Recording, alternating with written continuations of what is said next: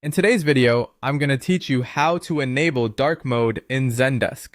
Now, whether you're trying to give your eyes a bit of a break, especially during those late night support sessions, or you just prefer the sleek look of a darker interface, enabling dark mode in Zendesk can make a big difference. Let's walk through the steps together. First, make sure you have access to your Zendesk account and you're logged in. This walkthrough assumes you're already familiar with basic navigation in Zendesk. So open your preferred web browser and go to Zendesk's official website. Once you're there, if prompted, log in with your official credentials.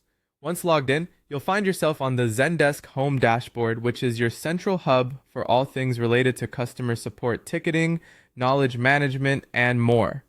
Now that you're in, direct your attention to the various options on your screen. On the main page, look for the Account button. Remember that the layout can slightly vary depending on your user role and any custom configurations your organization may have applied, but generally you should find Account located towards the upper right corner of your window. Once you've found Account, click on it. Doing so will reveal a series of settings and customization options related to your Zendesk experience. This is where you can make changes to how your interface looks and feels.